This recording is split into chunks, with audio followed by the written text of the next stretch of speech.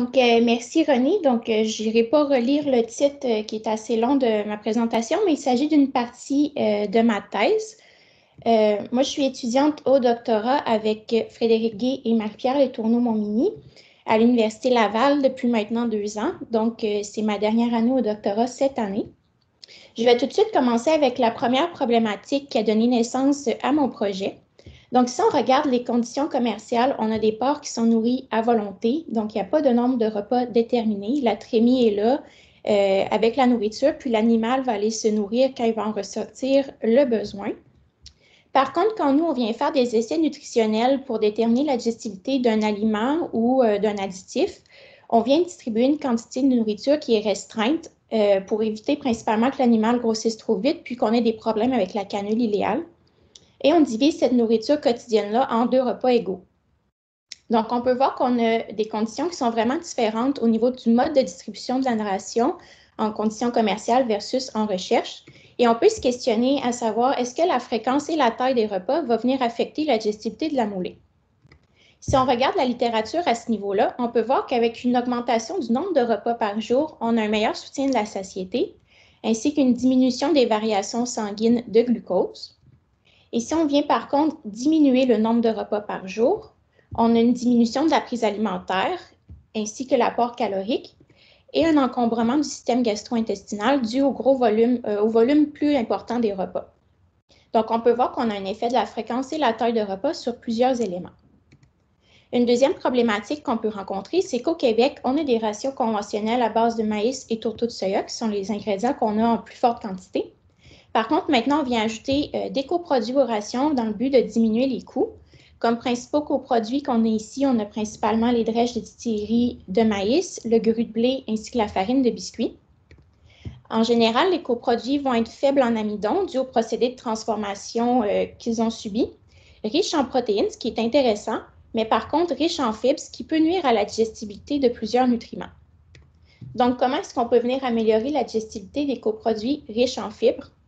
Donc, ce ne sera pas en présentant la ration sous forme attrayante comme ici. Je ne pense pas que ce soit une bonne solution, mais on peut venir ajouter des enzymes exogènes telles que la xylanase, qui, elle, va venir cliver les fibres. Donc, quand on parle de fibres de type NSP, c'est un acronyme qui désigne les polysaccharides non amylacés, qui est un large groupe de fibres. Et on a aussi l'arabinoxylan, qui est le substrat principal de la xylanase, qui est abrégé ici par AX. Donc, la xylanase va pouvoir venir dégrader ces types de fibres-là et ainsi réduire la viscosité et exercer aussi un effet prébiotique dont on va parler un peu plus loin. On peut aussi ajouter à la ration de la phytase qui, elle, va venir dégrader le phytate, permettant de libérer le phosphore qui s'y trouve lié, ainsi que certaines protéines, et empêcher le calcium de se lier au phytate et de nuire à sa digestibilité. Avec la phytase, on a aussi une réduction des rejets environnementaux en phosphore puisque celui-ci devient accessible pour le porc et non rejeté dans l'environnement. Et il est possible d'observer un effet synergique entre les 2 enzymes quand sont ajoutés au même moment dans la ration. Donc, les objectifs du projet étaient dans un premier temps de déterminer l'impact de la fréquence et la taille des repas, ainsi que l'ajout de xylanase et de phytase sur la digestibilité des nutriments, d'une ration riche en fibres. Donc, dans ce premier temps, comme hypothèse, on avait que les repas plus petits et plus fréquents vont augmenter la digestibilité de la ration. On va voir si c'est effectivement le cas plus tard. Et que la supplémentation en enzymes exogènes va permettre d'augmenter la digestibilité de la moulée. Donc, comment est-ce qu'on a réalisé ces objectifs-là? Avec un essai nutritionnel, donc on avait 6 porcs mâles castrés qu'on a cannulés à l'iléon distal. Ça avait un poids à l'arrivée d'environ 25 kg.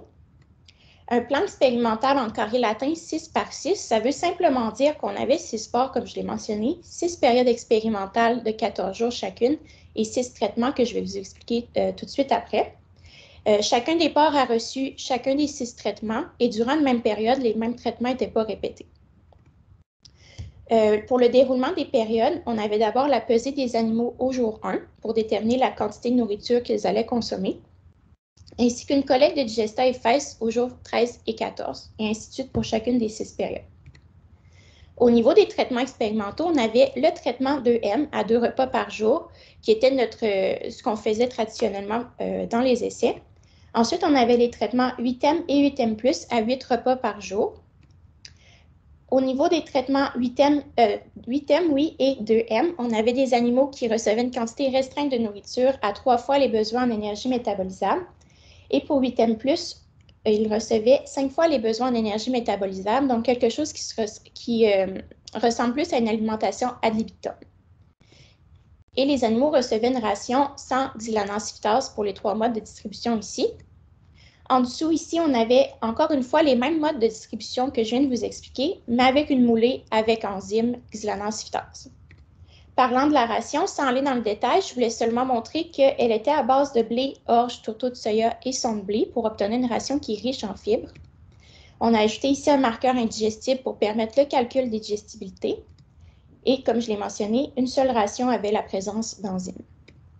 Pour expliquer rapidement qu'est-ce qu'est un port cannulé, on vient ajouter sur notre animal une canule à l'iléon distal ici, ce qui permet de prendre un échantillon à ce niveau-là et de calculer la digestibilité iléale et aussi la digestibilité totale au niveau des fesses.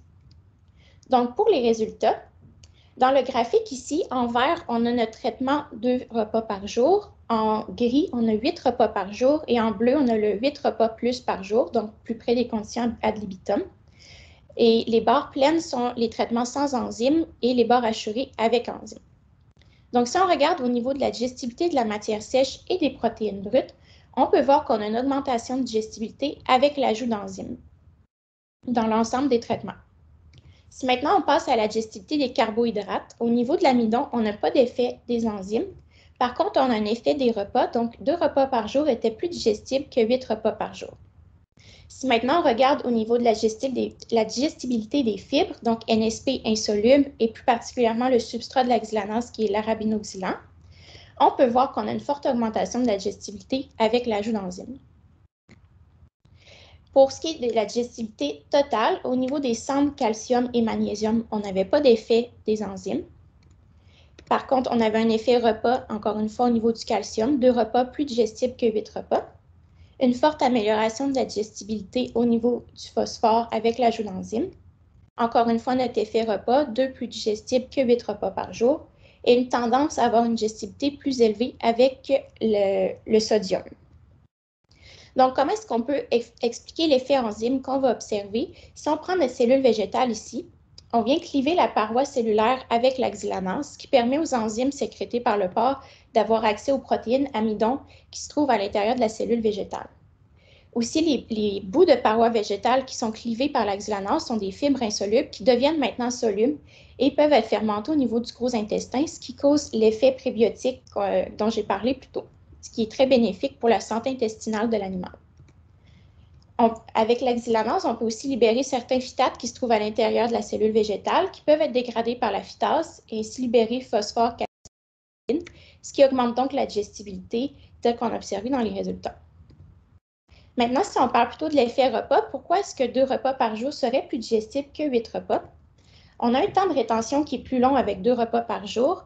Donc, l'arrivée d'un repas volumineux va venir ralentir la vidange gastrique dans un premier temps et aussi diminuer le nombre de contractions intestinales. Donc, la ration va être plus longtemps dans le tractus et donc exposée aux enzymes endogènes qui s'y trouvent, ce qui vient augmenter la dégradation de l'amidon et donc la digestibilité telle qu'on a vu plus tôt.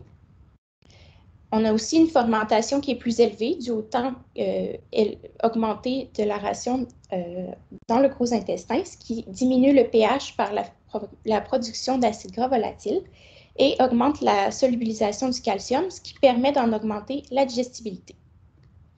Donc, en conclusion, j'ai dit beaucoup de choses, mais qu'est-ce qui serait pratique de retenir, selon moi, au niveau de l'industrie?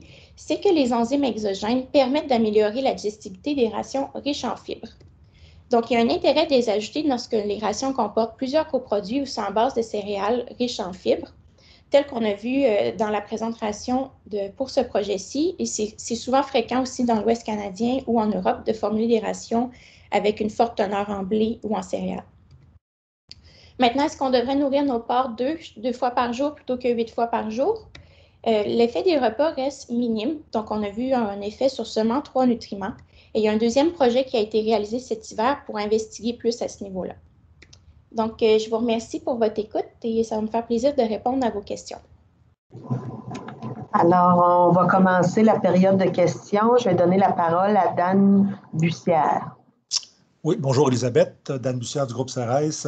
Juste une petite question par rapport à tes 2 versus 8 repas. C'est sûr que tu n'avais pas beaucoup d'animaux, mais l'impact sur la croissance des animaux, parce que, bon, tu avais des niveaux d'énergie différents là, en fonction des besoins d'entretien. Est-ce qu'il y a un impact, même si la digestibilité est améliorée, y a-t-il un impact négatif sur la performance, la croissance des animaux, ou ça n'a pas été mesuré? Oui, c'est une bonne question, sauf que nous, en contexte d'essai digestif, on ne mesure pas les performances vu que souvent on a des quantités de nourriture qui sont restreintes. Donc, on n'a pas mesuré à ce niveau-là. Ça nous prendrait un effet plus de croissance pour voir s'il y a une différence. OK, merci. Alors, je ne vois pas d'autres mains levées pour le moment. Merci beaucoup, Elisabeth. Merci. Ah, excusez, il y en a une autre qui vient de se manifester. Un instant. Je vais laisser la parole à Claire Gagnon. Carl Gagnon, pardonnez-moi. Merci, René. Carl Gagnon, faculté de médecine vétérinaire. En fait, dans tes dernières diapos, tu donnais, et pour moi, c'était pas clair, c'était des hypothèses ou confirmées, par exemple, changement de pH au niveau du tractus digestif. Ma question, c'est quand on change de pH, ça peut avoir une conséquence sur, en fait, la santé intestinale, mais aussi la santé globale de l'animal. Donc, si on pense à des infections du tractus gastro-intestinal ou autres problématiques, apparition d'ulcères et autres, est-ce que tu as des indices ou des informations à cet égard-là? Non, on n'a pas mesuré le pH à ce niveau-là, mais c'est en fouillant la littérature, en fait, que j'en ai venu à cette conclusion-là, qu'on sait qu'on a une ration plus riche en fibres qui va être fermentée, donc production d'acides gras volatiles qui peuvent diminuer le pH localement. Puis aussi, selon d'autres recherches avec mes collègues que j'avais au Danemark, eux ont vu une différence avec la fermentation plus élevée de pH, donc un pH plus faible. Mais moi, je ne l'ai pas mesuré personnellement dans le projet ici. Puis on n'a pas mesuré non plus la présence d'ulcères comme ça. Merci. Alors, une dernière question avec Aurélie Drouin.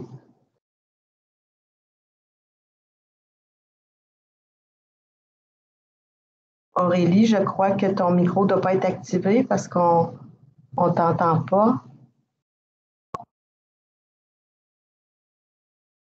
Par contre, je vois que ta main est baissée, donc je présume que tu n'as plus de questions. Donc, merci beaucoup, Elisabeth. On va passer